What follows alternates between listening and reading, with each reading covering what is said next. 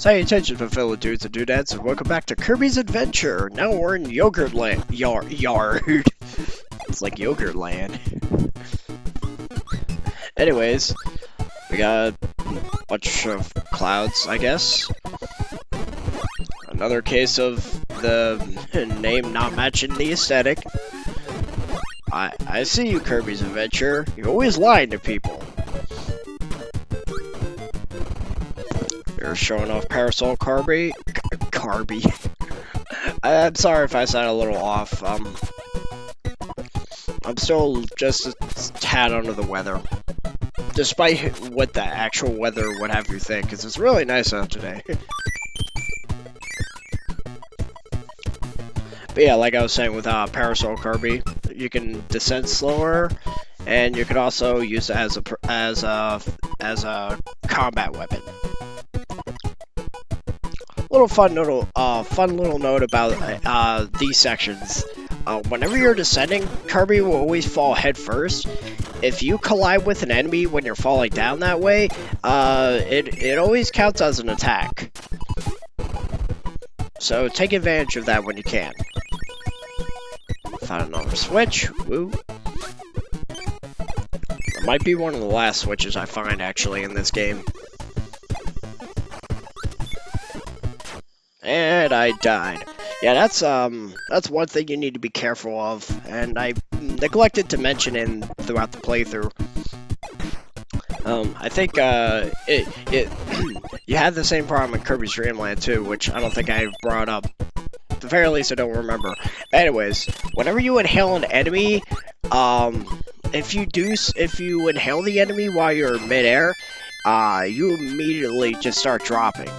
You know, it's not like you drop super fast as if you have like a 2-ton weight attached to your leg or something. But whenever you inhale something, an enemy, you can't like float anymore. So if you accidentally do it over a bottomless pit, you're just gonna fall right into said pit because you can't recover yourself.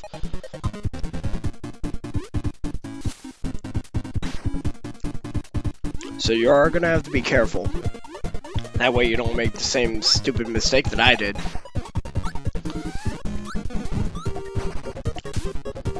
And now that we are in World 5, I feel like it's about time I brought something to your attention.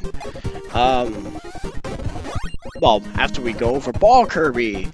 It's a kind of a lame power-up, but it's not bad. Okay, so here's how this works. You basically roll into a ball, and you get hit. No, that's not actually how it works. Basically, you roll into a ball, and you're pressing the jump button over and over again.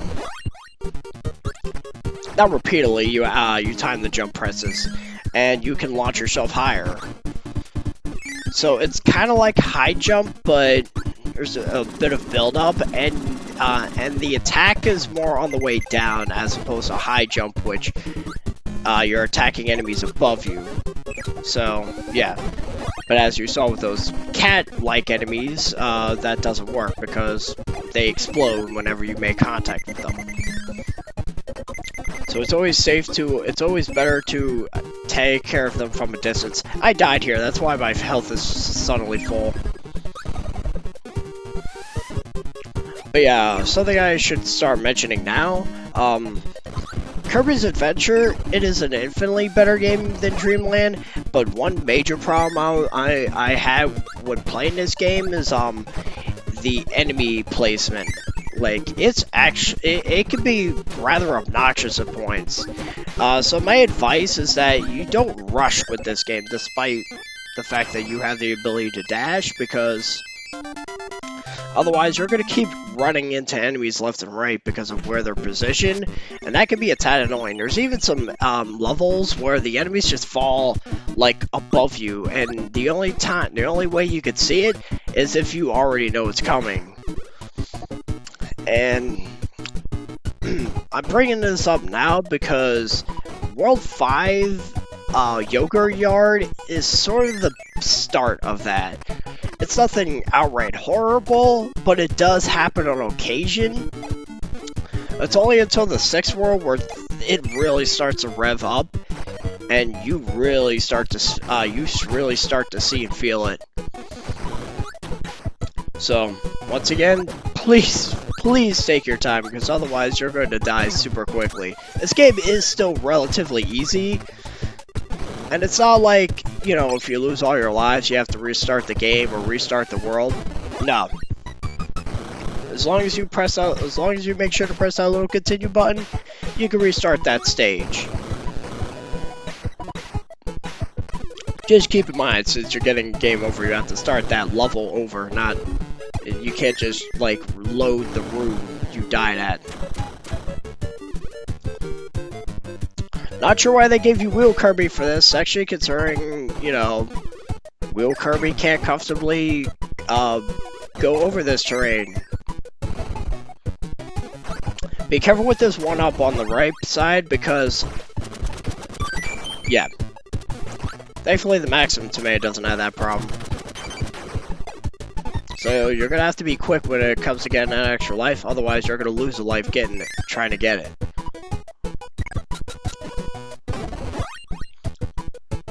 Okay, this part sucks without Parasol Kirby. And since I literally just lost it, because the big problem with spikes in a Kirby game is that if you take damage, obviously your power-up's gonna, like, you're gonna lose your power-up. But if your power-up makes contact with spikes or later games lava, it will instantly die. You will instantly lose that power-up.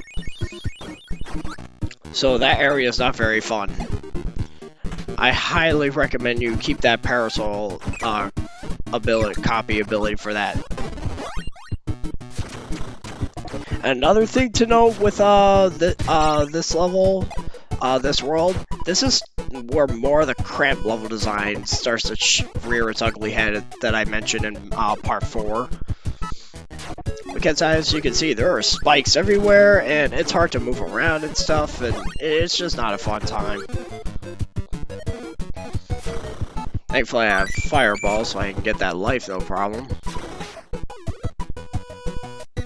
Or my recklessness almost cost me that Fireball. Alright, Meta Knight's setting more of his minions out, and I think it's about time I actually explain what some of these guys do. You got these little axe wielders that'll just move forward as they're doing little double slashes. You've also got these enemies that'll actually throw their axes as if they're boomerangs. Another one that'll throw like these little I guess tridents in an arc. Then you've got the enemies with the little spiked balls that they swing around and like throw.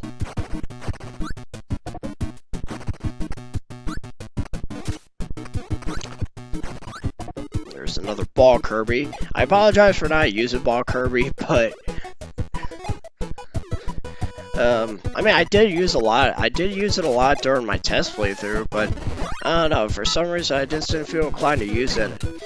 I think it's mostly due to the fact that I was kind of discouraged because I didn't think it was super useful offensively, now that I know that, you know, I can't take out those stupid cat enemies that explode. Easily the worst enemy in the Kirby series.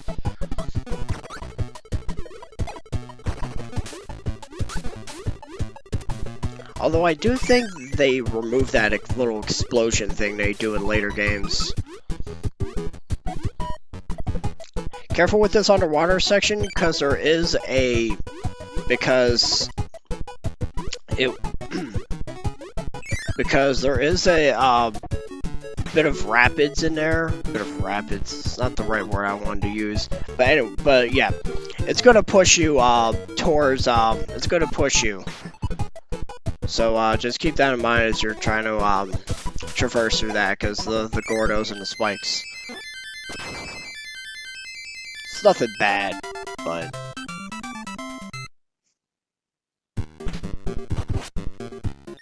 And unfortunately, I'm not going to be able to show off that arena because I didn't find the switch. I think the switch is actually in level 4, though, not 3. Level 5, not 4. grab myself some Stone Kirby. Now the reason I grabbed the Stone Kirby is because of a switch that we're gonna find, I think, at level 6. So I was sort of thinking ahead, but I'm not even sure if Stone Kirby is what I need to use for that.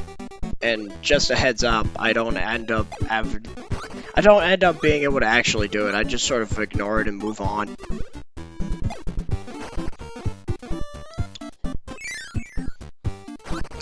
But this is weird. Got a little Vegetable Valley callback already. What the heck is with Kirby and milking its nostalgia? I thought Sonic was bad with that.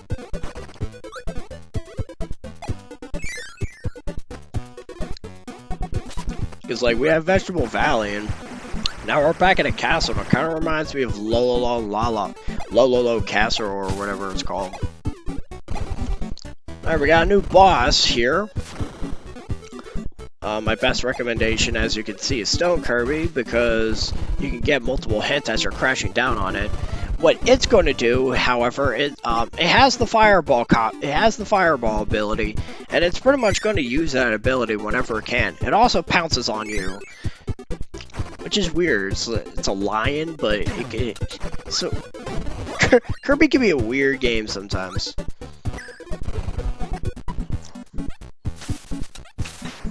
I guess that laser dude lost interest.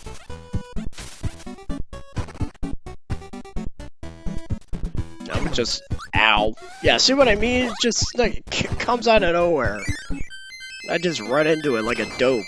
It's like, yeah, thanks, game.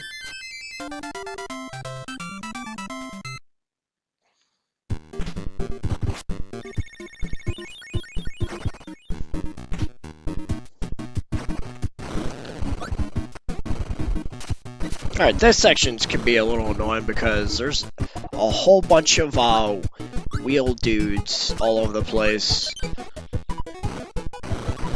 And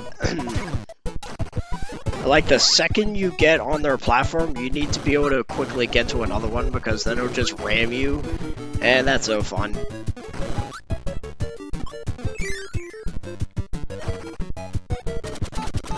However, the reason why you got Wheel Kirby is so you can get through this section comfortably. I'm not saying you can't, because as you just saw, you can do it just by dashing, no problem. So it's kind of harmless when you think about it. Okay, I believe the room I was talking about is actually right up ahead. And I think it's right. Yeah, it's right over here. You see those green cracked blocks? I don't know how to get rid of those. I want to say Stone Kirby, but since I didn't have Stone Kirby, when I got there, I honestly didn't feel like bothering.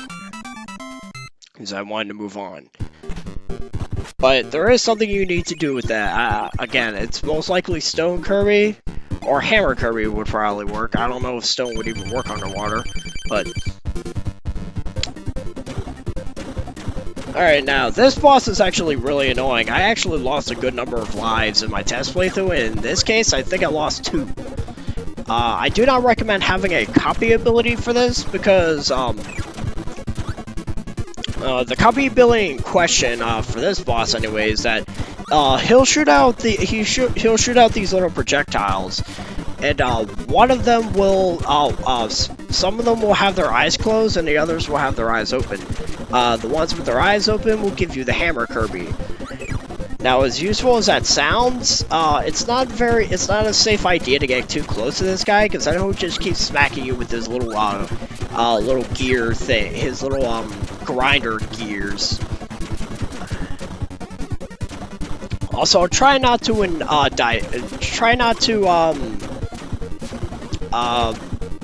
you know, try to copy the ability of the ones with the eyes closed, because that gets you Sleep Kirby. And as you can see, this level's an auto-scroller, and if you're in Sleep Kirby mode, which I should probably just explain Sleep Kirby real quick, you literally just fall asleep and do nothing. And it's not like you can speed up the process of Kirby waking up. No, you're just stuck there until Kirby decides to wake up. In the case of an auto-scroller, that's instant. That's practically instant death. So yeah, be careful with that boss. It's actually one of the hardest bosses in the game. But anyway, with that said, next time on Kirby's Adventure, we're going to, I believe it's called Orange Ocean. I actually remembered the name of the next world. So until then, I got a juice.